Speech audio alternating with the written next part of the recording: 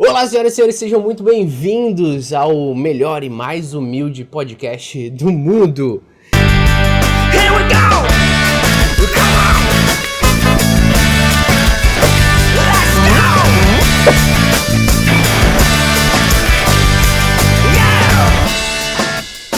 Yeah!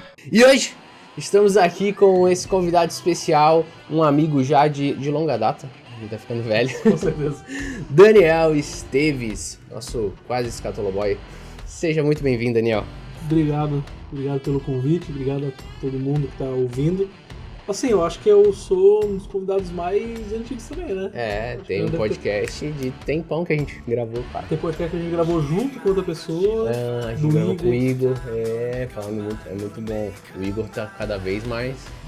Temos que ouvir mais, hein? Isso, também tá cada vez mais requisitado, viu? O Igor agora. E eu lembro também quando eu tava também quando começou a montar esse espacinho aqui, tá ligado? Não era chique, assim. Tá mais bonitinho e tal. Não era instagramável, tá ligado?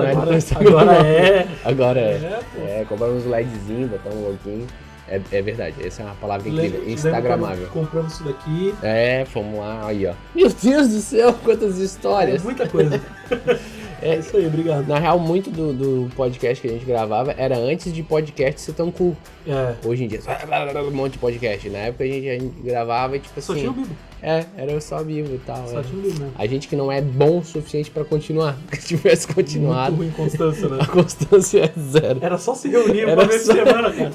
Não é tão difícil assim. Mas é isso aí. Estamos de volta. Assim, em 2023, se Deus quiser, a gente vai gravar bastante podcast. Dani... eu lembro de você quando a gente trabalhava lá na agência. Eu trabalhava numa agência, tu trabalhava na outra. E a gente era molecão e a gente saía e jogava CS. E eu lembro de um dia que o Juba, que também trabalhava lá comigo e tal, ele chega e fala pra mim assim: Meu, tu viu o Daniel? Ele falou, cara, ele tá totalmente diferente, tá? Ele não é mais aquele moleque. Que bom. Então eu falei, sério e tal. E aí depois a gente vai lá, se conhece lá, a gente se revê na parada e tudo mais. Mas por que eu tô falando isso? Porque você era um jovenzinho, né? Jogando CS malimente. E aí, de repente, você começa, cara, a se aprofundar, estudar a palavra, focar muito em escatologia também. E aí, de repente, você vira... professor, né? Hoje trabalha na base e tal. Então, como é que foi isso? Como é que foi de um jovem normal, e digo normal sem noção, pra um cara que tipo assim, foca muito assim em estudar a Bíblia, estudar a palavra e virar até um professor que hoje você é? Cara, primeiramente, bons tempos. A gente jogava CS sexta-feira à noite, comia pizza na mão. Era uma super gigante de siciliana, que daí era mais fácil, não precisava ficar escolhendo sabor. Pedia um só, esperava chegar, comia na mão, trocando ideia sobre o jogo. Era, bons tempos de verdade, assim. O Joey tinha cabelo na época. Muito cabelo, Tinha cabelo, né? Tanto que a gente, em off aqui, né? A gente foi sair recentemente com o pessoal e teve um cara que não reconheceu o Joey porque ele tava careca. Ele chegou pra mim, prazer. Eu, tipo assim, meu filho da mãe, ele não lembra de mim. Bons tempos. Mas faz sentido ele não lembrar, pô. Ele tinha cabelo. Foi muito legal, né? Pena que foi agora comigo indo embora, podia rolar mais vezes. Enfim. Verdade. Cara, é muito interessante essa pergunta, porque eu acho que esses dias assim eu tava em casa pensando e alguém falou pra mim, tipo, pô, Dani, conta a tua história assim. Eu acho que eu nunca contei minha história. Sacou? E tipo assim, também não faço muita questão porque... Né, com todo respeito a histórias, assim, sou só mais um moleque de 24 com todo respeito a mim mesmo. Isso, sacou? Tipo assim, eu não sou tão interessante assim.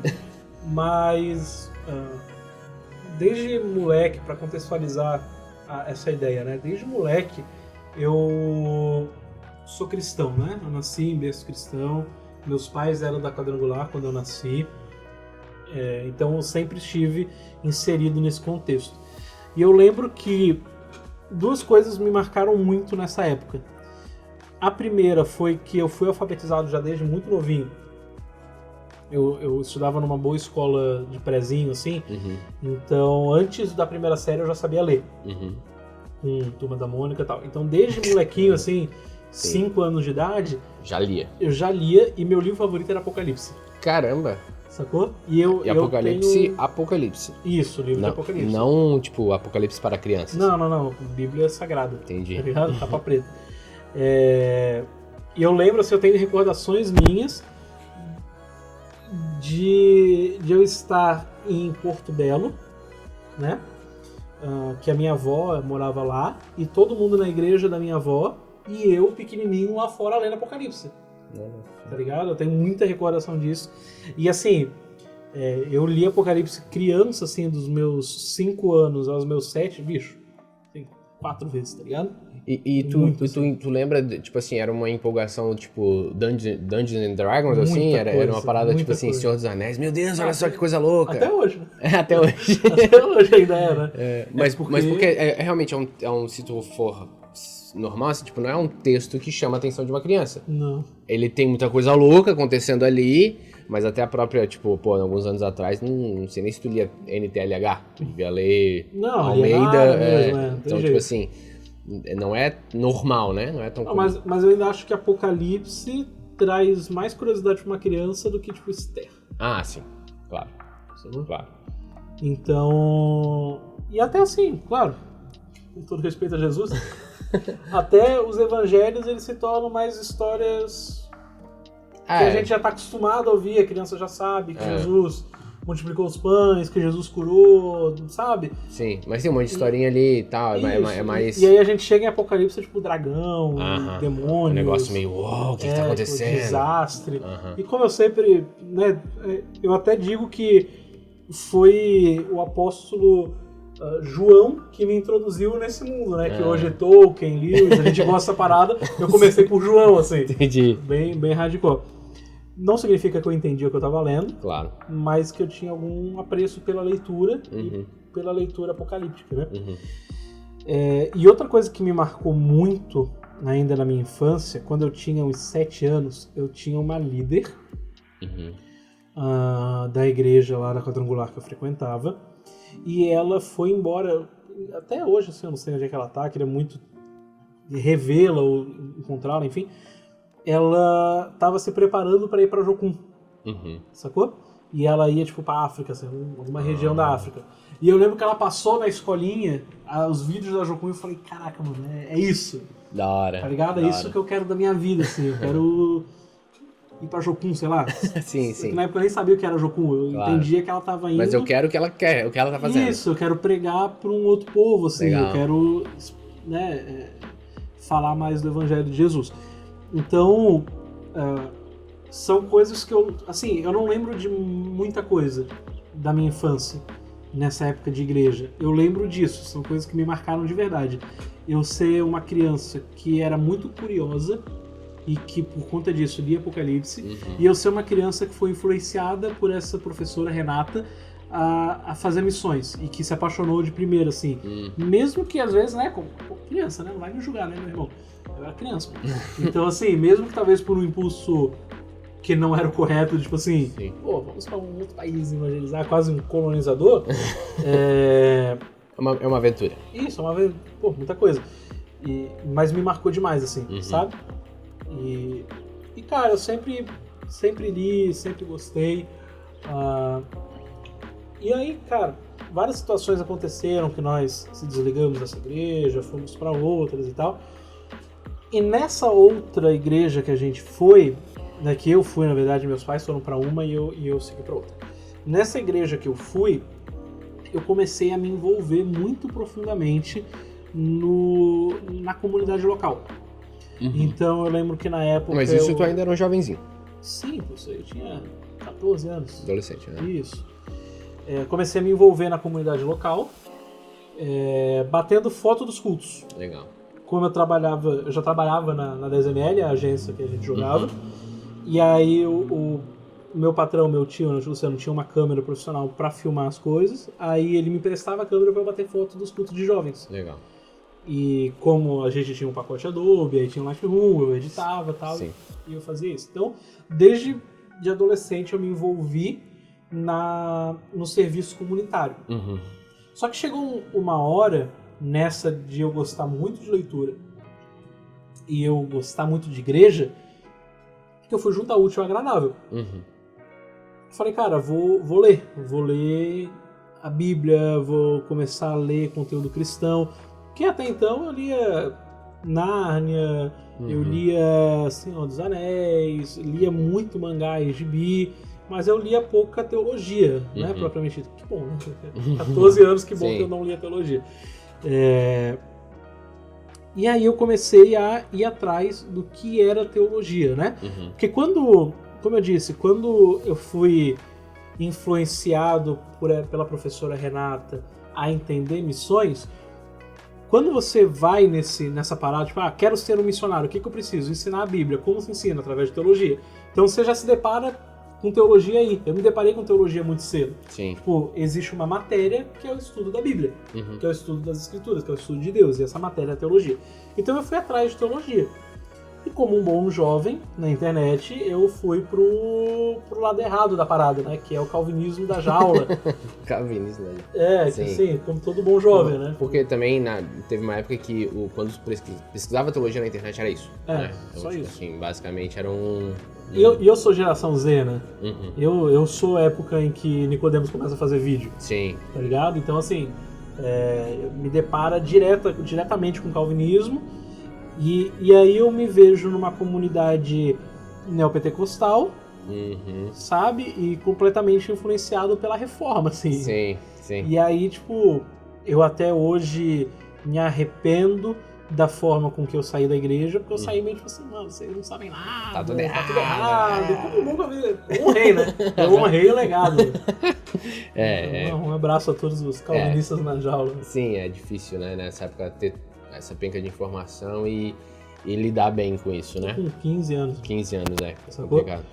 E aí eu comecei a entrar nessa, e cara, era livro da Fiel, assim, todo mês comprava livro. E como eu comecei a trabalhar jovem, lá na 10, eu tinha grana pra comprar meus livros. Entendi. Sacou? Então, assim... Você financiava. Isso, eu era jovem, bicho. Tipo assim, 15 anos de idade, você vai comprar o quê, mano? Uhum. Tá ligado? Eu, graças a Deus, vim de uma família boa que eu não precisei ajudar em casa, Sim, sacou? Assim, não sou rico, milionário, mas cara, não tipo assim... Não precisa ajudar no aluguel, Natal eu ganhava um videogamezinho, um Natal outro. Não, então tu é rico, pô. Tu é rico pra caramba. Ganhei 2 videogames a minha vida inteira. Ouve, tu tá melhor que 90% da população. Não, beleza, pode ser. Mas eu sempre ganhava o videogame anterior. Sim, lançaram... Quando lançou o PS2 eu comprei um. Sim. Quando lançou o 3 eu comprei o 2. É uma classe média alta. Tá, ok, pode ser. Não paga aluguel e mora no sul, né? É isso. Então, assim, eu não precisava comprar videogame. Sim. Sacou? Eu não precisava juntar pra... Sim, então, a grana que tu tinha, tu comprava livro e tal. Comprava livro, que era o que eu curtia fazer, né? Era o que eu fazia nas horas vagas, era ler.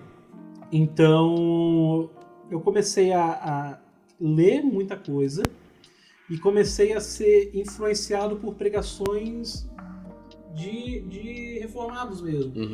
Assim, cara, Heber Campos Júnior, um dos meus pregadores favoritos da vida. Jonas Madureira, cara, eu amo tudo que ele escreve. O Tio Nico, sabe? Eu sempre gostei muito dessa galera, assim, já desde adolescente. Sim.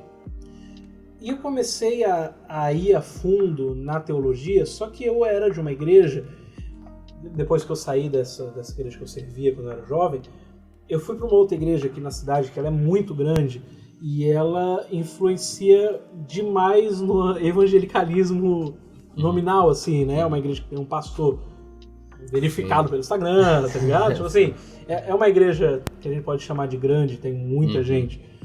E essa igreja, ela começou a despertar em mim não mais uma parada reformada sensacionista, mas algo como, cara, essa parada de dons, essa parada de Espírito Santo é algo que me move muito, que me pega muito. Mas a teologia também. Sim. E para um jovem, aí eu já tinha uns 17 anos, para um jovem de 17 anos, que daí com 18 eu já não posso falar que eu sou responsável. Então assim, para um jovem de 17 anos, eu me senti muito assim, tá, cara, mas e aí? Eu tô para presbiteriano ou tô para mevaniano? Sim. Entendeu? Eu tô para qual lado, assim? Eu gosto do mover ou a gente fica nas institutas de Calvino? Sim. E aí, cara, um cara foi pregar nessa igreja e foi fazer um som lá, que é o Anderson Bonfim. Uhum. E aí, quando eu conheci o Bonfa, eu comecei a consumir o conteúdo dele e falei, cara, é isso que eu acredito. Tu achou um cara que tinha essa balança, esse equilíbrio, né? que pra gente é equilíbrio, né? que pra ti fazia sentido. Fazia muito sentido. Então eu parei e falei, cara, é isso, assim, tipo, esse cara, ele manja muito da Bíblia, ele gosta de teologia, ele fala assuntos profundos, ele não desconsidera a reforma, sabe?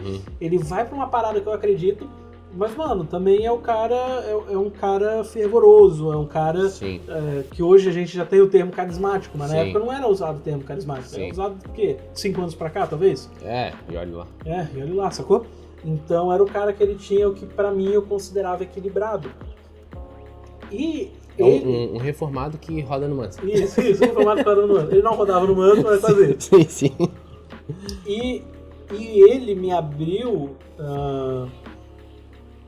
um leque de pessoas que hoje a gente conhece, porque eles andavam muito próximos na época. Então, quando eu comecei a pesquisar sobre o Bonfa, começou a aparecer pra mim o Aldair, começou a aparecer pra mim o Ângelo, começou a aparecer pra mim o Vitor, sabe? Começou a aparecer pra mim o Michel, o Fábio. Abre um outro leque, né? E na época que os caras eram... Mano, hoje vocês conhecem essa galera aí, tá todo mundo arrumadinho, bicho. Na época era raiz mesmo, assim. Os caras eram esquisitos, velho. Era muito legal. Então, assim... Por causa dele, eu comecei a assistir os vídeos, ver as pregações e fui conhecendo outras pessoas que pregavam no mesmo congresso, ia na mesma igreja, viajava junto. E aí, cara, quando eu conheci o Ângelo, o Vitor, o Aldair, aí mudou de verdade, assim, algo dentro de mim. De verdade mesmo, assim. Na época, eu estava servindo essa comunidade no que diz respeito às missões na Ásia. Então o Daniel, influenciado pela professora Renata, tava ainda em alta, né? Tipo assim, ainda quero fazer, quero ir. E fui, sabe? Deus me deu a oportunidade de ir pra Ásia. Legal. E o Daniel, teólogo, que gosta de ler, que gosta de teologia, também tava no auge, né? Ainda querendo estudar, querendo procurar, enfim. Quando eu conheci esses caras, uma chave virou dentro de mim. Eu sempre fui o Daniel. E Daniel, na Bíblia, é o profeta apocalíptico, né? Ele é um livro completamente apocalíptico. Sim. Difícil de entender. Que as pessoas eu não diria completamente, eu diria metade. Isso, vai. Chega uma hora que tu fica, meu Deus, o que tá acontecendo? Do 7 em diante é apocalíptico, né? É o segundo Daniel. Então... eu sempre fui o Daniel. Então, quando as pessoas vinham pra mim, molequinho, qual é teu nome? Daniel da Cova dos Leões. E, tipo assim, os primeiros 164 milhões que fizeram isso era legal. Depois começa a encher o saco e eu não queria saber muito. E quando eu fui pra teologia propriamente dita, de estudar mais a reforma e tal, quando perguntavam pra mim sobre o fim do mundo, eu falava, brother, é um assunto que eu não sei. Porque eu tava no calvinismo da jaula, eu queria saber sobre salvação, soteriologia, sobre predestinação, sacou?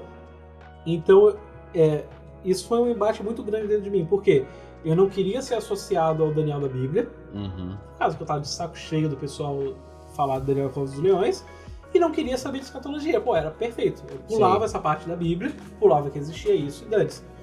Quando eu comecei a conhecer essa galera, que me influenciou muito, eles me abriram um leque para escatologia de uma forma que eu nunca tinha visto. Por quê? Porque até então a escatologia era difícil demais. Então existia várias vertentes, ainda existem, né? Existem várias vertentes. O que a minha galera acreditava é que ia sumir todo mundo, a gente ia desaparecer, né? O que um outro pessoal acreditava é que na real não vai desaparecer, mas também ninguém explicava direito, porque e isso é importante pra minha história, tá? Muito importante mesmo, vai fazer sentido lá na frente. Quem eu tentava... Quando as pessoas vinham pra mim e falavam, Dani, e escatologia, como é que vai fazer? Cara, eu não sei. Aí eu ia pra casa e pensava, pô, mas tá na hora de saber já, né? Escatologia no YouTube, cara, eram uns pregadores que eles falavam, mano, pra que falar tão difícil, velho? Eu não tô entendendo o que você tá falando, não dá, é difícil demais, vou deixar pro próximo. E o Aldair, o Vitor, o Ângelo, eles começaram a mostrar pra mim que na real não era tão difícil. É difícil, é complexo, você tem que gastar tempo, mas não é essa coisa que é impossível de uma pessoa entender. Sim. Que você só vai entender se você fizer 4 anos de teologia na Mackenzie e 3 pós-graduações, sacou? Era algo que uma pessoa normal podia entender. Então eu via eles pregando e falava, cara, eu quero ser assim. Eu quero pregar igual eles, eu quero ensinar igual eles, eu quero estar igual eles. Traduzir de um jeito acessível. Também, principalmente traduzir de um jeito acessível, mas estar no meio deles. Sabe falar o que eles falam, consumir o que eles consomem. Então, os meus anos jovem de leitura, criança de leitura, eles me trouxeram essa ideia do quero ler o que esses caras leem. Eu quero ir na fonte original dos caras. Se eles são assim, porque eles são assim, o que eles consomem, isso, eu quero consumir o que eles consomem. É o famoso ler a nota de rodapé, né? Tipo, da onde o cara tirou essa ideia? Sim. Né? Se não é nada novo debaixo do sol, vem de algum lugar, né, cara? Exato. E se eu posso ter acesso ao andar de cima, vou pro andar de cima. Vou pro andar de cima. Então, eu comecei a estudar o que esses caras estudavam, consumir o que eles consumiam, e aí, inevitavelmente, você chega em ROPU, você chega no Mike. Então eu comecei a ir para esse lugar, ir para esse caminho de estudo da palavra. Comecei a estudar escatologia, comecei a entender escatologia, comecei a ensinar escatologia para os de perto. As pessoas de perto, quando daí vinham me procurar, Dani, e o fim do mundo? E aí eu falava do jeito que eu entendia. Começou a ser convincente para as pessoas e para mim começou a fazer muito sentido. Porque hoje eu entendo que escatologia é uma gota, mas na época a escatologia era todo o rio da minha vida, né? Então eu comecei a ensinar, eu comecei a viver, e eu queria ser esse cara, e eu olhava pra Vitor, pra Aldair, pregando a parada, e tipo, vivendo a parada, eu falava, mano, é isso, a gente precisa viver esse estilo de vida. E aí veio a pandemia, cara. E aí, já estamos aqui agora. Isso, já estamos aqui agora. Que daí é só o Daniel estudando e sendo fã desses caras, assim. Aí veio a pandemia. E na pandemia, o João Eudes, ele me chamou para uma live, que na época todo mundo estava fazendo live, né? Uma das milhares. Isso, foi uma das milhões de lives. Ele me chamou para uma live e fez a pergunta. Ele já sabia que eu curtia o assunto e tal, que eu admirava esses caras. E ele perguntou assim, Dani, e aí? O mundo tá acabando ou não? Aí eu... No meio da pandemia. No meio da pandemia, né? E aí eu comecei a explicar e tal, e aí ele me lançou assim na parada. Falou, não, o Dani vai entrar no grupo tal e vai dar uma aula pra vocês. E agradeço muito o João por isso, né? Que me incentivou nesse sentido. Aí meio que surge, tipo, oficialmente um Daniel professor de escatologia? Isso. Aí eu começo a ensinar para um público pequeno ali do João. E quando eu vi que esse público se interessava pelo que eu falava e fazia sentido, eu ao mesmo tempo estava na internet, no Twitter, e eu comecei a postar meus textos no Twitter. Falei, pô, se o pessoal tá curtindo eu falando, talvez curta eu lendo. E, mano, começou a viralizar demais, velho. Esses textos começou a viralizar demais. Eu tentei juntar escatologia com cultura pop, então na época foi lançada aquela série do Messias, que diz mais sobre o anticristo islâmico do que sobre o Messias judeu, né, o Messias Israel. Então eu comecei a juntar e, cara, viralizou demais. E assim, você sabe que a parada viralizou quando você entra no Instagram e tá um print seu numa página famosa de crente, tá ligado? Explicando as coisas, assim, o pessoal discordando embaixo ou curtindo embaixo. Então assim, naquela hora eu entendi que tipo assim, pô, o pessoal tá curtindo eu falar e tá curtindo me ouvir. O que eu vou fazer agora com isso, né? O que o Daniel vai fazer? E aí eu lembrei da época que eu tentava estudar escatologia e não conseguia, porque era difícil demais. Aí eu comecei a pensar, cara, eu quero ensinar de um jeito que todo mundo vai entender. Do jeito mais simples possível, do jeito mais acessível possível. Mas botei na cabeça que eu não queria ser o último nível, eu não quero ser o profundaço, eu quero ser a introdução, a porta de entrada para drogas maiores, tá ligado? A maconha da escatologia. Jogar ali uma sementinha pra, tipo assim, se o cara quiser mais, ele vai ter mais, mas aqui vai... Foi a introdução pra essa galera que digita o que é escatologia no Google Sim, e não entende nada, claro. tá ligado? Eu queria ser a porta de saída pra esse pessoal, tipo assim, porra, tenho pra onde ir. Sim. Isso foi o meu foco total, assim. Quero ensinar de forma que todo mundo entende. E quando eu comecei, o Vitor, ele me notou, né? Uhum. E me chamou. Me chamou no Twitter, começou a me seguir, o Ângelo começou a me seguir, o Rodaí também. Começou a me seguir, começou a trocar ideia, a gente trocou o WhatsApp, começou a conversar. Ele viu que eu estava dando aulas frequentes, mensais, na época da pandemia, e falou, cara, me ajuda numa parada aqui que eu quero fazer? Eu falei, pô, claro, é um dos meus heróis. Eu comecei por causa dele. E aí eu comecei a ajudá-lo, e essa parceria dura até hoje, né? Hoje eu sou coordenador da base curso. Então, a minha vida de querer ajudar o próximo por causa de uma missionária que foi para a África e de um Daniel que sempre foi fã de leitura, ela me trouxe até aqui. Até o professor da base, coordenador, até o cara que ensina e o cara que por algum tempo era o escatoboy, o pessoal perguntava, chamava para falar sobre. Então, assim, o que a gente pode tirar com isso, né, para não ser só a minha historinha? Aquilo que fez eu chegar onde eu tô foi o primeiro passo, foi o tipo, mano, e daí se ninguém gostar do meu texto? Sim. E daí se eu tiver errado? Sim. E daí se, sabe? Eu só fiz e as coisas aconteceram, e aí veio pessoas de outras vertentes falando, não, isso não é assim, não é tão fácil. Eu, cara, beleza, eu sou um cara que pensa diferente, sacou? Tem espaço pra todo mundo debaixo do sol. Então esse foi o grande pontapé.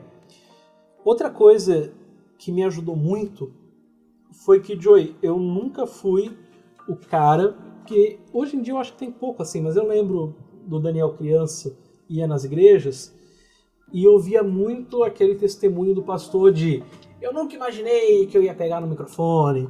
Quando eu segurava o microfone eu já tremia, que eu não sabia falar em público. Eu sabia, cara. E isso me deixou em muita crise por um tempo. Porque eu achava que pra você ser um pastor, um pregador, você tinha que ser um Zé Ruelo. Tem que ser um improvável, Isso, tem que ser um improvável. Não queria isso, não isso. Cheguei aqui. Isso, não sabia nem segurar o microfone. E como eu aprendi a ler antes de entrar na escola, né, no ensino primário, quando tinha evento na escola... Tu era orador. Eu era orador, velho. E era um molequinho de 6 aninhos que tava junto com a galera do primeiro ano do ensino médio ali. E assim, eu lia bem, sacou? Eu não ficava nervoso, entendeu? Eu sabia me portar com o microfone, eu sabia falar. Então, assim, isso me causou uma crise por um tempo. Tipo, caraca, mano, eu deveria ser um improvável, né? Sim. Eu acho que... Tanto que eu queria... num tempo na minha vida assim que eu amava a teologia, amava a igreja, mas eu pensei em ir para a área da comunicação. Talvez eu seja um bom comunicador, não um bom professor ou um bom pastor. Porque para ser um bom professor e um bom pastor tem que ser estranho, tá ligado? Mas são coisas diferentes, né? Ser um bom pastor e ser um bom comunicador às vezes o cara é um pastor, mas não é um bom comunicador. Isso, que é o cara que a vida inteira não sabe segurar o microfone, sacou? Ele cuida, mas ele ama pessoas. Isso, ama pessoas, exato. Mas assim, eu queria ser o cara que ensina, eu queria ser o cara que abrange isso. E aí, cara, veio de Deus mesmo, assim, a parada, tipo, cara, permanece assim, sabe? Não vai para outro lugar, permanece, as coisas estão acontecendo, vai para a Ásia, ensina as pessoas, faz dar certo. E, cara, a minha vida, ela acaba se tornando um ciclo muito alegre nesse sentido. Porque o Bonfa, o Aldair, o Vitor, o Ângelo, o Fábio, que eram pessoas que na época eu admirava, hoje são meus amigos. Legal. Hoje a gente manda meme um pro outro no WhatsApp, né? Alguns estão mais próximos, outros estão mais distantes, mas são pessoas que eu posso ter contato, posso mandar uma mensagem. Isso é muito legal. Isso é muito massa, porque é o Daniel de 15 anos olhando esse cara como herói e hoje tô junto, assim, sabe? Agora sim, deixa eu te cortar rapidinho. Nessa caminhada aí, até engraçado porque, tipo, esse mix, né, tipo, do pentecostal / neopentecostal, aí aquela aquela vontade de aprender, e aí aquele mix reformado, e aí tu encontra uma terceira galera que meio que junta isso, e o legal é que quando tu encontra a terceira galera, é uma terceira galera que tem uma terceira escatologia, porque o Neopenteca ali tá lá, sensacionalista esperando ser arrebatado do nada, aí tu tem o reformado que, parceiro, preterista, tipo assim, cara, relaxa, milênio é agora, bro.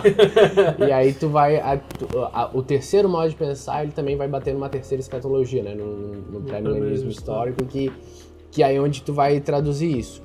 Agora, nessa busca de vai pra cá, de esbarrar aqui e tal, existem muitos excessos.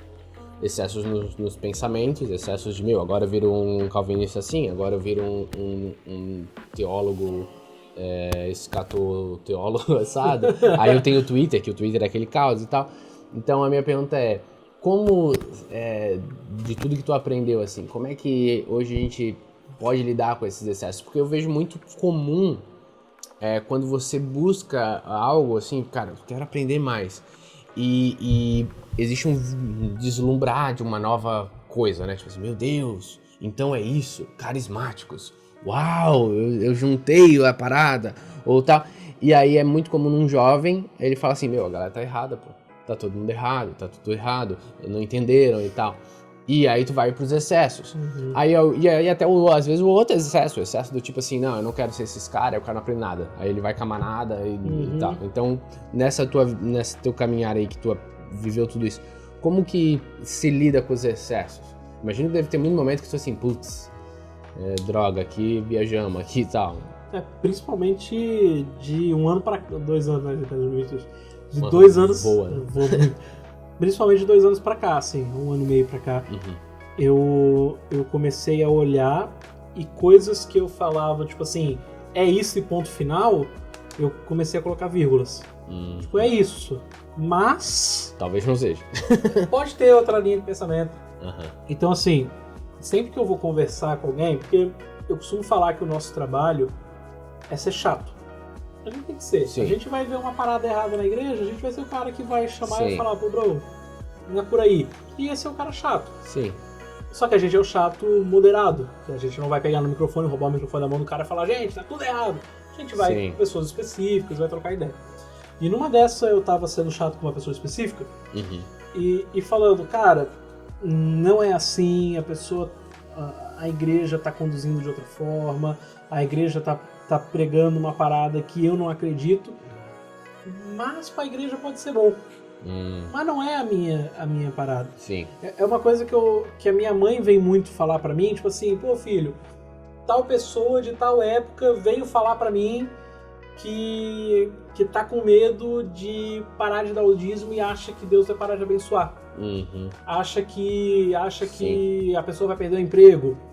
E aí eu mandei um vídeo de um pastor da presbiteriana que fala que não existe dízimo no Novo Testamento pra ela. Aí eu comecei a pensar assim, pô, legal, minha mãe fez uma boa ação também, né? Maneiro. Mas assim, a pessoa não é de uma presbiteriana. Dane-se. Sacou? Sim. Dane-se muito assim. Ela não pode trazer o pensamento do... entendi. Sacou? Então o que me vem assim na ideia dos excessos é entender o seu lugar na parada também. Sacou? Tipo assim, eu hoje caminhei muito por um pré-milenismo histórico, né? Hoje, em algumas coisas, eu tenho feito caminhos de volta para entender melhor a história, porque talvez coisas que eu falei com muita convicção, eu deveria ter falado com menos convicção. Não que eu não acredite mais, mas que talvez eu não bata o martelo. Sim. Entendeu? E eu entendo que existe um outro cara que pensa de uma outra forma, que tem o reformado que é milenista. Eu entendo que numa época da história o pessoal era pós-milenista. E olho pra isso e vejo, tudo bem. Sim. Tudo bem, não é pra mim. Se eu quisesse ser milenista, era só eu ir pra uma presbiteriana. Nem é tão difícil assim. E até num sentido, o moderado, minimamente maduro pra saber do tipo assim, cara, isso aqui é heresia. Isso aqui tá errado, isso aqui tu tá... Sim, claro. Isso aqui, cara, tu pensa diferente, eu realmente acho que tu tá errado, mas pode ser que não. Tá tudo certo, tá assim, tudo certo, é como porque... a gente tenta a gente trata a parada quase como futebol, né? Aham. Tipo assim, é o meu time que tá certo, Sim. e o teu é errado, e o teu time não só é uma bosta, como o teu volante é muito ruim, Aham. tá ligado? E Claro. tipo assim, quem tem propriedade de falar do time é quem torce, mano. É. Sacou? E claro que o macro, né? O macro, ele vai importar muito, né? Até o teu jeito de viver. Claro. Então, eu penso assim, eu penso assado.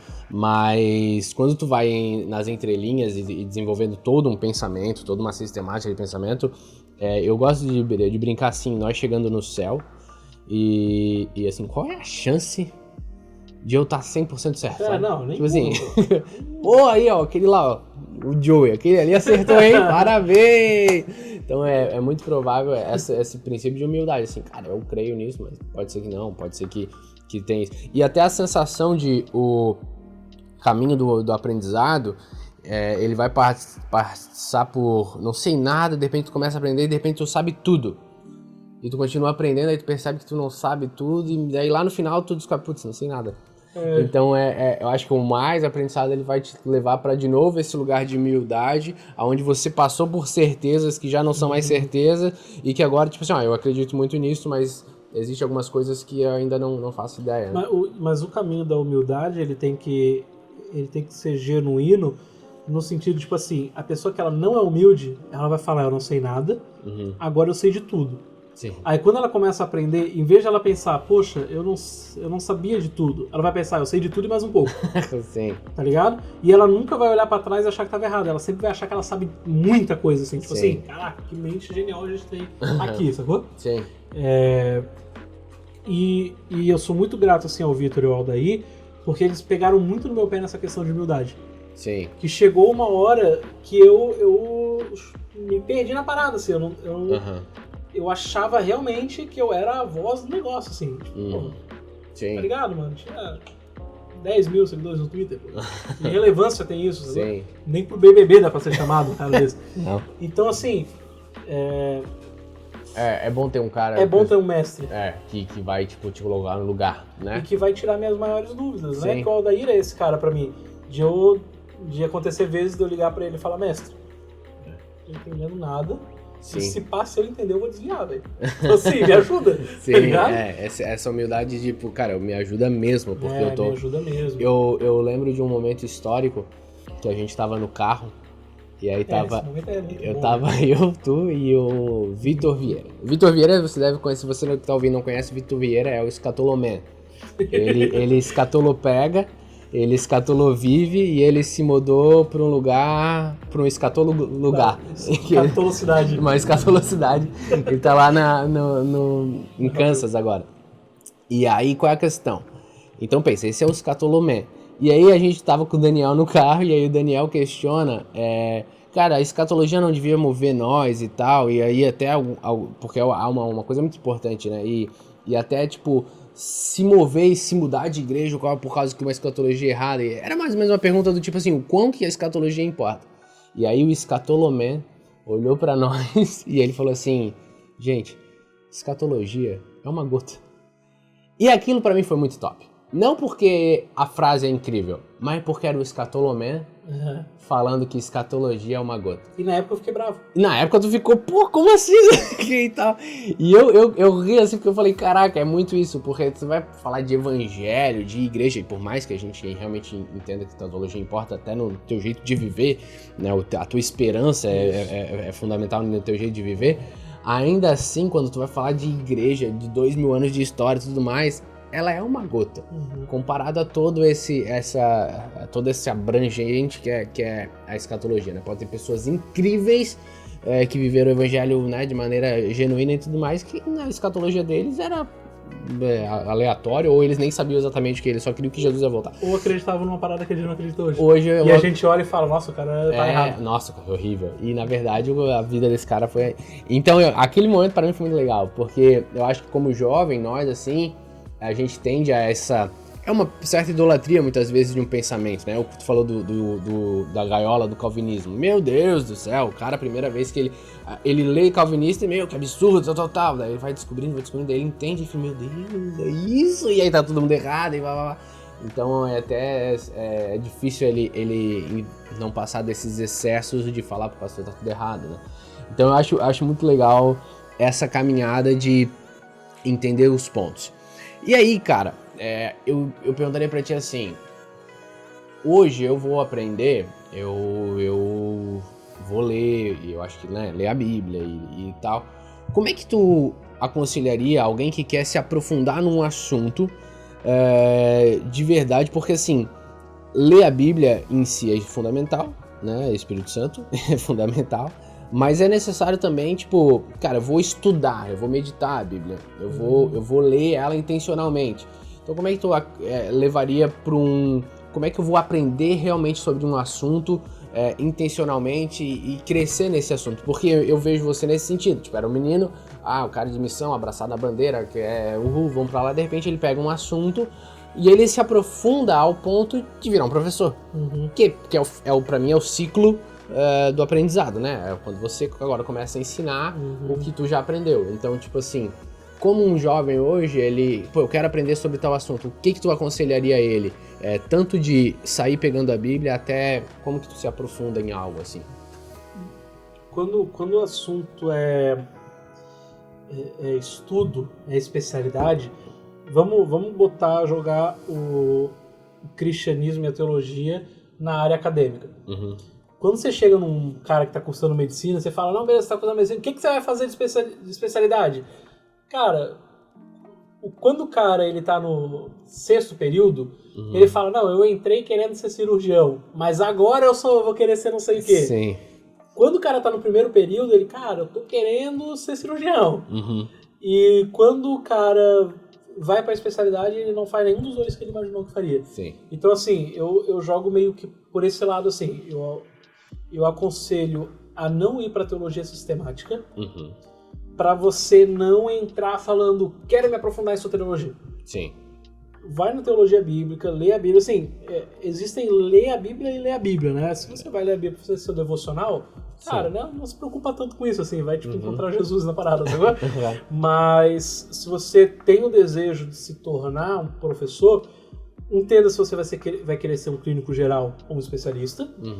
E se você quer se tornar um especialista na parada, vai pra teologia bíblica. Que é o quê? Lê a Bíblia, mano. Sim. Lê a Bíblia e vai vendo, vai se fazendo perguntas.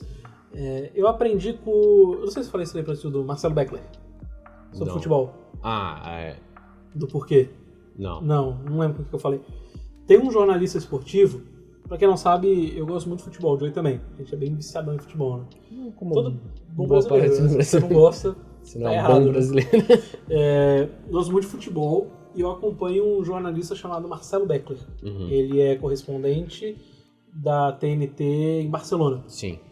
E fizeram uma pergunta pra ele, ele tem ele faz vídeo pro YouTube, e fizeram uma pergunta pra ele de Beckler, como entender mais futebol? Sem ser, tipo, 4-4-2, 4-3-3 e acha que entende futebol. Ele falou assim, cara, comece a se perguntar o porquê. Foca num jogador e se pergunta o porquê. Por que o Haaland tá onde tá?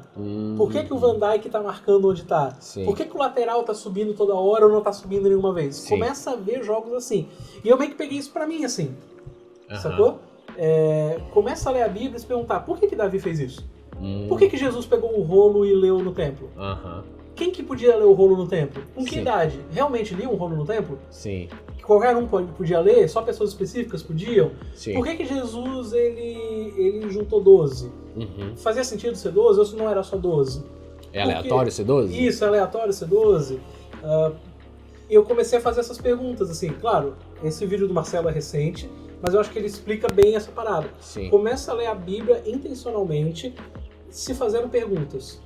Porque às vezes a gente quer, às vezes é uma palavra bem forte, assim, quase sempre a gente quer meio que pregar pra Bíblia e que o nosso devocional ali, a gente tem aquelas Bíblias que pode escrever do lado e no lado a gente escreve convicções. Sim. Sabe? A gente pega assim e uau, monster. Tipo, meu insight. Isso, meu insight. E cara, tem seu insight, é muito bom ter seu insight. Mas assim, é uma coisa que tipo assim, até eu e a Sarah a gente gosta muito de ti disso. Então é um cara que faz muita pergunta, velho. Sim.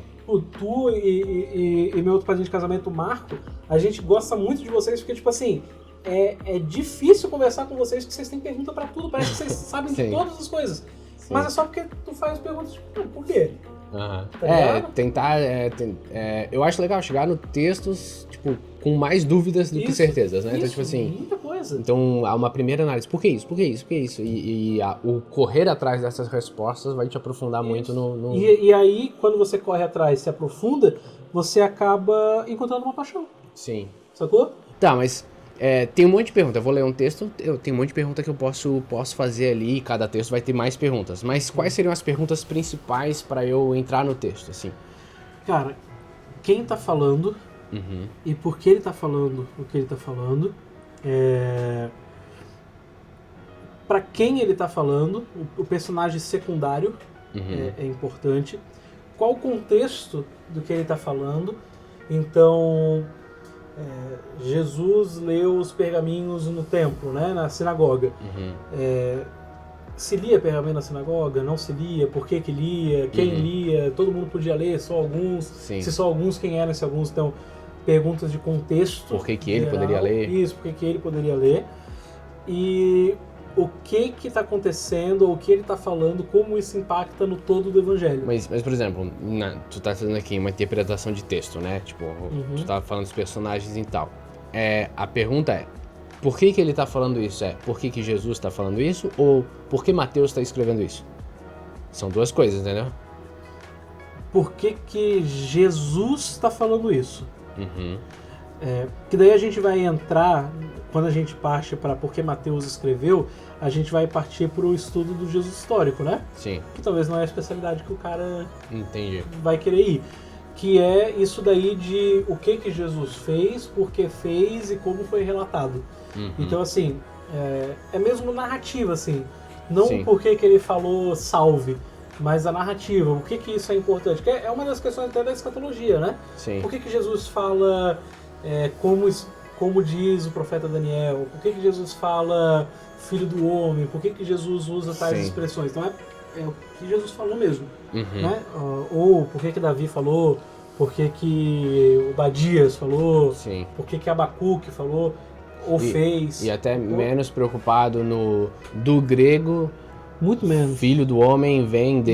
Isso. Mais Tem sua relevância, claro. mas às vezes não é o que o cara quer ir. Porque isso daí ele vai te dar a paixão da parada, né? É uma coisa que a gente faz, cara, só que a gente não percebe muito. Que é tipo assim, irmãos, não pulem genealogia, porque é importante. Por que é importante? Sacou? Sim. A gente gosta de falar que não é pra pular genealogia, porque é importante para... Porque Deus tá vendo. E às vezes é porque Deus tá vendo, tipo, nunca tem uma real importância quando uma pessoa Sim. fala, não, porque é pra entender a história. Uhum. Não, se eu já li uma vez, eu já entendi, então não preciso Sim. ler sempre. Claro. Então, assim, por quê? Por que a genealogia tá ali? Uhum. Por que a Bíblia cita essas pessoas? Por que é importante? Aí alguns falam, né, porque a genealogia de Mateus começa em Adão, então é Sim. Jesus para os judeus, Claro. sabe? Então, assim... Mas agora sim, muda muito, por exemplo, Jesus, evangelho, né? Tem lá, eu posso até falar dos 4 evangelhos ali, as 3, né, que vão de um jeito, um quarto que é meio, né? Mas assim, quando um evangelho ali fala, Jesus falou, eu me importo muito menos se quem escreveu foi João, Claro. tipo assim, Jesus falou. Uhum. E tá escrito aqui que Jesus falou. E agora eu quero saber por que Jesus falou isso aqui. Porque, então, o que Jesus falou é extremamente importante, né? Mais importante de quem relatou isso. Mas isso não muda muito quando eu vou, sei lá, pro Pentateuco. E aí eu tenho um texto. E aí eu penso assim, tá, mas quem que é o público desse texto? Uhum. Tipo, ele chegou pra mim. Mas assim, não foi escrito pra mim, entendeu? Esse texto tá falando com uma galera.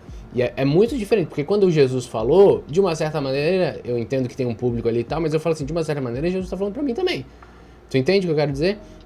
Então não muda muito dependendo do que você tá lendo, esse jeito de interpretar a Bíblia, tipo, as perguntas não mudam muito? Cara, pode mudar, mas ainda é um porquê. Sim. Ainda é um porquê. Porque, pra quem que tá sendo falado? Tá sendo falado pro judeu Sim. ou não? Que na época o judeu era anacronismo também, Uhum. entendeu? Tá sendo escrito... E aí, vai entrar em perguntas, às vezes... Cara, é muito da leitura da pessoa, né? Então, como você falou do Pentateuco, vai entrar em Gênesis e você vai falar, é literal ou não é? Sim. Sacou? E aí você vai atrás, saber se é literal ou não. Uhum. E às vezes, cara, por exemplo, a literalidade de Gênesis, pra mim é chato. Uhum. Sacou? Terra Jovem, pra mim é chato. Mas, cara, tem a galera da BC2 que faz um trabalho irado, que pra mim não... Pô, queria poder ser mais inteligente nisso, queria poder me aprofundar nisso, talvez no futuro eu me aprofunde, mas hoje pra mim eu falo, cara, acho que tem outras paradas que pro meu contexto fazem mais sentido agora, assim. Dependendo da tua área científica, faz muito sentido querer saber se a Terra é jovem ou se ele tá fazendo né, uma simbologia ali Isso, e tal. se é literal, se não é, se não existiu ou não. Que às vezes eu acho muito divertido, mas realmente, né, às vezes não é a tua área isso não te importa sacou? tanto, né? E isso serve pra pessoa que tá ouvindo a gente, quer se aprofundar, da pessoa poder falar assim, cara, realmente, predestinação pra mim é um saco. Uhum. Eu comecei na teologia, me deparei com o calvinismo, predestinação é um saco. Mano, tudo bem, vai pra outro rolê, sacou? Sim, entendi. Vai pra outra área, procura outra coisa. Por isso que eu falei, não vai na sistemática. Sim. Porque a sistemática te fala soteriologia, escatologia, pneumatologia, e aí você já vai com áreas... Cara, lê a Bíblia. E a sistemática, ela te leva muito a abraçar um PEC, né? Isso. Então, tipo assim, eu sou reformado, logo eu sou amilenista, logo eu não falo em língua, logo eu... Exato. E também ele te limita demais, né, cara? Porque quando eu te dou a Bíblia e falo assim, mano, qual é o seu livro favorito? Sacou? Aí uma galera vai falar, eu gosto do Evangelho de João, porque foi o primeiro que eu li e tal. Sim. Sempre tem um porquê. Então lê de novo João e começa a fazer essas perguntas. Sim. Você gosta tanto? Eu gosto de Salmos, porque é bem poético. É poético por quê? Por que foi escrito desse jeito? Por que alguns eram Davi, porque outros não? E aí vai pra minha próxima pergunta. Porque beleza, tu chega no texto... E claro, como eu falou, existe a leitura do texto, né, num devocional, e é muito legal, né, porque aí muito Espírito Santo fala contigo, às vezes aleatoriamente lendo uma coisa te gera algo. Mas agora que eu vou para uma segunda leitura, eu escrevo as minhas perguntas no texto. E aí? Quem responde elas? A inteligência artificial do chatzinho lá. Porque aí é outro ponto, entendeu? Porque, tipo assim, beleza, mas por que falou isso? Tá, tudo bem. A Bíblia responde? É uma leitura simples, não. Ela não diz, ela tá ali. Ele leu. Aí a gente volta naquela parada do ter bons mestres. Por mais que, às vezes, o seu pastor da sua igreja local não é um cara ligado nisso, mas se você tem uma boa referência, é um começo. Sim. Que aí você vai fazer a escadinha que eu fiz. O que esse cara lê para chegar na conclusão que ele chegou? Sim. É uma das coisas que a gente fala muito na NPP. Lê a NPP, não alguém que leu a NPP. Sim. Entendeu? Sim, então, claro. assim, vai na fonte da parada. Quem desenvolveu essa parada. Isso, então, tipo assim... Mas, de uma certa maneira, eu entendo. É até, tipo, pegar a brincadeira das drogas mais pesadas e em quem tá desenvolvendo o pensamento. Mas porque, às vezes, eu penso assim, eu gosto do Douglas Gonçalves. Aí tu vê o Douglas Gonçalves ministrado e pensa assim, esse cara tá citando Alan Hirsch lá, tá citando Larry Crabb, tá citando Francis Chan, ele gosta muito de Francis Chan. Daí eu penso assim, vou ler Francis Chan. Aí de repente, Francis Chan tá citando aqui Keller. Aí eu vou pra Keller. Isso. Aí Keller tá citando... Aí tu pensa assim, não chega uma hora que tá todo mundo lendo Agostinho e de repente tá todo mundo lendo Paulo e aí a gente tá lendo a Bíblia de novo? Porque tu entende que, tipo assim, claro, por exemplo, a NPP, teve alguém que escreveu algo novo, de uma certa maneira. Isso a NPP é meio fora da curva. É interessante, mas numa outra maneira, conforme tu vai indo, o que ele leu, a gente vai chegar nos pais da igreja, tu vai chegar lá no próprio Agostinho, que vai chegar no... meu Deus, o que Agostinho lê? Ele lê Paulo, entendeu? Então, tipo assim, conforme você se aprofunda, você não vai esbarrar num lugar comum? Você vai esbarrar num lugar comum, mas você vai ver, tipo assim, Agostinho leu Paulo através desse prisma. Sim. Isso muda tudo, entendi. Ele leu Paulo através do contexto dele, do prisma dele, apontando para tal lugar. Sim. Né? Entender por que ele pensava dessa maneira. Isso. Até a própria escatologia. É muito difícil imaginar hoje o pré-milenismo histórico se não tivesse em 50 e poucos lá a criação do Estado de Israel. Isso. Se não tivesse isso, talvez a gente não estivesse pensando dessa maneira. Isso. Então... E assim, o pré-milenismo histórico é uma boa, assim, porque a gente tem esse jargão nosso de pré-milenista de falar, tipo assim, não, os pais da igreja não eram pré-milenistas, né? A ideia original. Sim. O primeiro pensamento escatológico era o pré-milenismo. É. E tudo bem, assim, pode ser que sim. É o Batista falando que o primeiro Batista foi João Batista. Isso.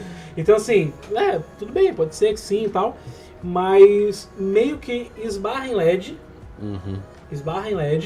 e você, antes de LED, você tem referências, mas você não tem um pensamento construído. Sim. Porque é LED que trata a questão do reino como trata. Teve um cara do que a gente entende, né? Porque pode ter alguém, além de LED, que escreveu, mas não chegou pra nós. Mas tem alguém que sistematizou primeiro, tem alguém que escreveu primeiro. E aí a gente entra na questão do ser intencional. Que daí tu vai ler LED, e LED vai ter nota de rodapé. E aí o LED vai falar, não, como dizia tal, na página tal. Você não vai ler o livro inteiro do cara, às vezes. Você vai ler a página tal, você vai... e se ler ainda, né? Você... Algumas notas de rodapé já tá autoexplicativo o suficiente pra você não precisar ir atrás de um livro em tcheco, tá ligado? Pra ver qual é. Então, assim, você vai naquele... Você é intencional. Você vai naquele assunto, você vai naquela perspectiva, você amplia, tipo, ele pensa nisso por conta disso. Agora, perfeito. A gente ia agora sim.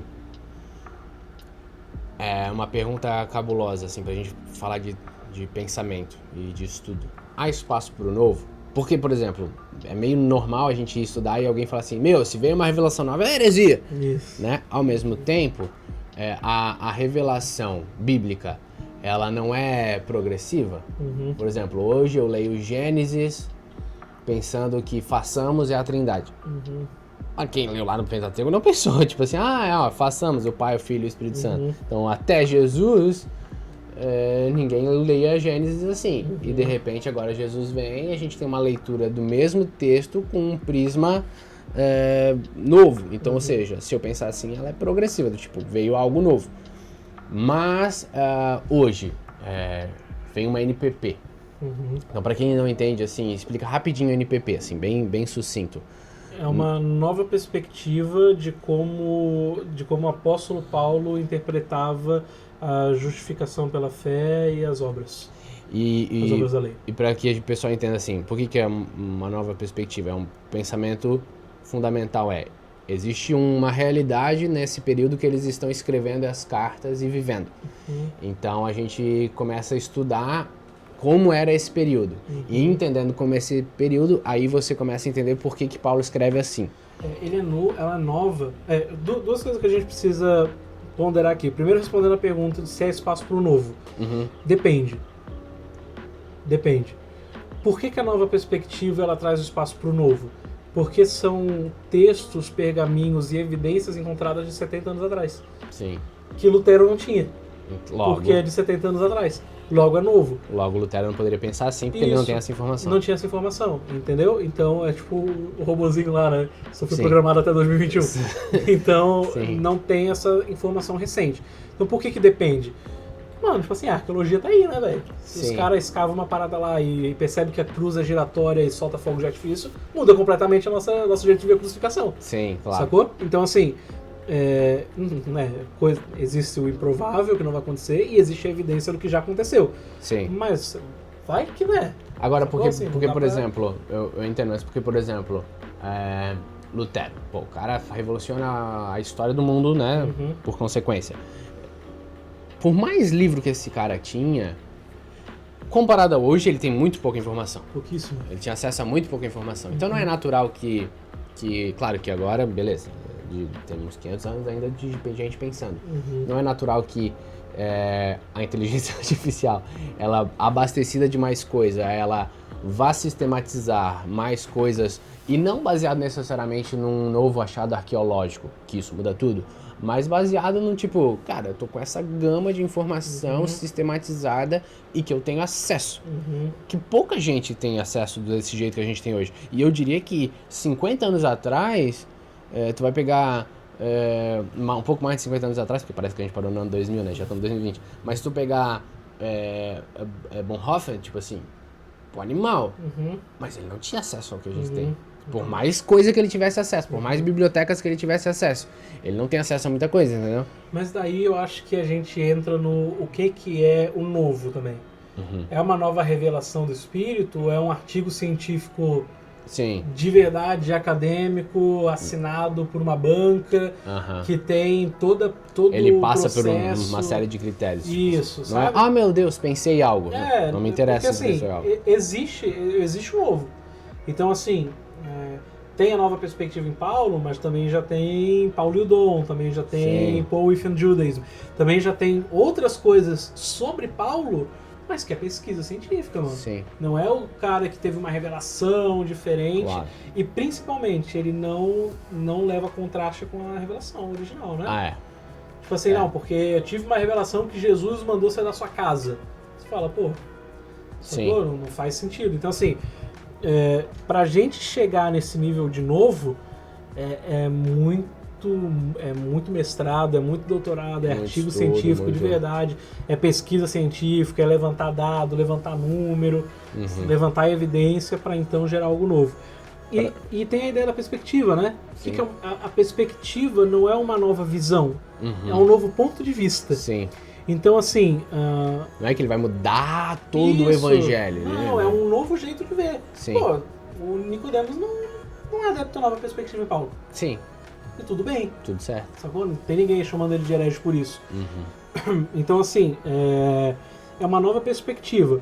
Você tá olhando alguma coisa desse prisma, você fala, pô, é a montanha aqui do Meditai, que também faz um M e tal, não sei o quê. Se você vê de lateral, você vai ver um negócio reto. Sacou? É outra coisa. É outra coisa. Só muda a forma como você tá vendo. Mas então, ainda é o logo. Sacou? É uma nova perspectiva. Isso que é importante. Entendi. E nesse caminhar de estudo, tu não sente que numa vida cristã o que importa, eu diria mais, é o que isso gera? No sentido que você pode ter uma escatologia perto do que eu acredito ser certo, mas isso está gerando um cara babaca, né? Por exemplo, pode ter um cara lá que ele é pré-milenista histórico, daí ele entende, não, Jesus vai vir 3 anos e meio depois da grande BO do templo, e aí ele pensa assim, não, tem tempo, não tem nada, então tá tudo bem, e aí ele vira um cara que não vive, porque na cabeça dele a lógica é que Jesus não vai voltar tão cedo, e isso gera uma pessoa que não tem essa esperança, esse anseio. Logo, ele tem uma escatologia teoricamente parecida com o que a gente pensaria, mas o que está gerando nele é... Outro cara pode falar assim, cara, Jesus pode voltar a qualquer momento. Ele tem uma escatologia que eu não concorde, mas o anseio pela volta de Deus dele é real. Então, a própria soteriologia é a mesma coisa, né? Um calvinista pensando, ele pode ser um cara que joga tudo para a soberania de Deus, então... E o outro, o arminiano, pode achar assim, não, depende de mim, aí, coitado, né? Meu Deus, eu que vou conseguir fazer a parada. Então, cada um sofre com os seus BOs dos seus pensamentos. Mas no final do dia não importa mais, assim, o que esse pensamento todo na sua vida cristã tá gerando? Muita coisa. Eu acho que essa daí seria na nossa pauta que não existe. O final ia ser, tipo, dicas, né? Tipo, você dá um conselho. Esse seria o meu conselho. Eu já posso até engrenar, assim. Fecha aí pra nós com um conselho de estudo. Que é o Vitor falando de escatologia é uma gota. Qual que é a parada, assim? Depois de um tempo, muita gente me perguntou, Dani, por que parou a Parousia? Que era a escola que eu tinha, né? Por que parou a Parousia? Por que acabou? Por que você não dá mais aula? Chegou um tempo, cara, que por mais que eu ame ensinar, na época eu fazia de todo o coração, fazia de verdade, chegou um tempo que o Aldair me chamou, lá tava eu, o Vitor Aldair, em Cal, ele falou, Dani, você não tá amando mais sua escola do que Jesus? Sacou? E o escatologia é uma gota, que o Vitor falou, hoje eu entendo que assim, cara, será que a gente ama Jesus ou a gente quer estar certo? E se Jesus voltar da forma que eu ensino, da forma diferente que eu ensinei a vida inteira? Será que eu ainda vou me alegrar com a volta dele? Droga, eu estava errado. Isso, que vem muito daquele pensamento que você sempre brincava comigo, tipo assim, meu sonho é a gente ser arrebatado e o Daniel chegar no céu e perguntar os 1000 anos. E eles falar, pô, já foi. Será que, ainda é um sonho, tá? Não, mas hoje ele não vai perguntar pra mim, vai perguntar pra outra pessoa. Mas assim, será que se Jesus ele pergunta pra você, tipo assim, você chega, você é arrebatado, independente de como vai ser, você chega perante Jesus no fim, e aí você faz a pergunta pra ele, pô, e o arrebatamento? E os 1000 anos? E Jesus fala, cara, nem é assim que vai acontecer. Você fica puto? Ou será que nesse momento você nem vai querer perguntar nada? Nem importa mais. Sacou? Então, assim, o escatologia é uma gota que o Vitor falou pra gente aquele dia, é justamente assim, cara, o que importa mais mesmo é amar Jesus, sacou? É ter ele de todo o coração, é amar ele com todas as suas forças, tua vida dá exemplo, é tua família dá exemplo, é tu servir os irmãos, os órfãos, as viúvas, é tu ser amoroso, é tu tratar o próximo com respeito, é tu ser servo de todos os irmãos, colocar por baixo de todo mundo. E aí, bro, assim, pouco importa se é agora ou não. Sim. E tipo assim, por mais que você pode pensar, tipo, não, mas é porque isso molda a minha vida. Mas, mano, a tiazinha do coque ora muito e, tipo, molda a vida toda terça-feira à tarde dela é diferente. Que ela precisa vir pro círculo de oração.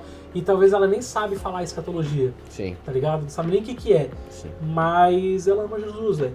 Tá ligado? E isso não é um atestado de que teologia não importa. Importa muito. Sim. Com a humildade de saber que Deus é soberano, que a gente não sabe nada e que serve para você amar mais a Ele. Tá que toda busca de conhecimento ela venha gerar um fruto para te deixar mais parecido com Cristo. Isso, é o anseio pela presença de Deus, né, cara? Seja um fruto de arrependimento, seja um fruto de humildade e tal. Pô, a esperança por si só, ela acaba sendo um fim em si mesmo, né? Sim. A gente vai além da esperança, né? A nossa religião, ela não crê numa reencarnação ou numa vida após a morte. Ela crê numa vida, ela crê que a morte é uma vírgula entre a vida e a vida, tá ligado?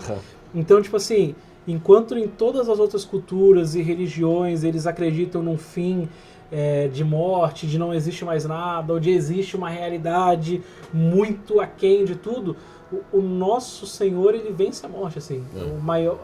A coisa mais obscura da humanidade, o cara venceu, sacou? Ele, tipo assim, falou, cara, aquela ideia do, tipo assim, alguém morreu de amor por você, tipo, Jesus ressuscitou de amor por você, tá ligado? É muito além. É um segundo passo de amar. É muita coisa, tá ligado? Então, assim, isso tem que ser a nossa esperança final, assim, a ressurreição. Tanto que, pros Tessalonicenses, Paulo fala isso. Porque eles não queriam trabalhar porque Jesus ia voltar. É essa a ideia que você falou, tipo assim, pô, às vezes o cara tem uma escatologia, mas vai demorar muito, então vive de outra forma. Os caras não queriam mais trabalhar porque Jesus ia voltar. Vai voltar a qualquer momento, isso, que eu vou... voltar a qualquer momento, pra que eu vou trabalhar? E vai voltar logo, né? Tá chegando que veio sem demora. Sim. E aí Paulo fala, cara, trabalhem, vivam, tendo em vista a ressurreição dos santos no último dia. Então, tipo assim, a esperança é sempre a volta dele mesmo, assim. Então, assim, eu amo Jesus e ele vai me ressuscitar. Eu amo Jesus e eu vou estar com ele. Ah, mas é por mérito próprio, é porque ele quer? Mano, não sei, mas tomara que eu esteja lá. Tá ligado? Tipo assim, se for por mérito próprio, eu tô fazendo por merecer. Se for por ele, tô tentando me esforçar mesmo sabendo que não vai adiantar de nada. Tá ligado? Mas... E aí, cara, eu comecei a viver isso. Sacou? Tipo assim, se é antes, depois, vai ter, não vai, eu vou reinar, não vou, vai ser secreto ou não. Cara, o importante vai ser que vai ser irado, tá ligado? Vai ser incrível. E eu quero muito estar nesse momento, assim, eu sei que vai ser um momento muito único pra gente. Então, acho que essa é a parada, é a humildade de se colocar nesse lugar.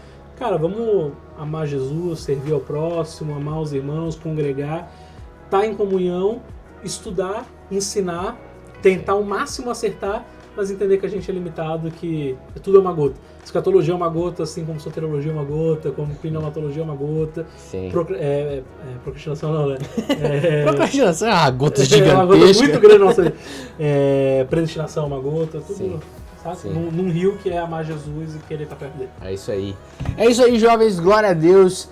Let's bora. Lembra que esse podcast é só uma gota. É isso. E que a gente possa buscar mais e que a gente possa querer ir para um nível mais profundo com esse coração humilde, esse coração querendo traduzir tudo isso que Deus vai dando para nós. Comenta aí, compartilha com quem você gosta, compartilha com quem você ama, manda aí uma mensagem para nós, fala do Danny Boy, vamos continuar esse assunto até. That's all, folks.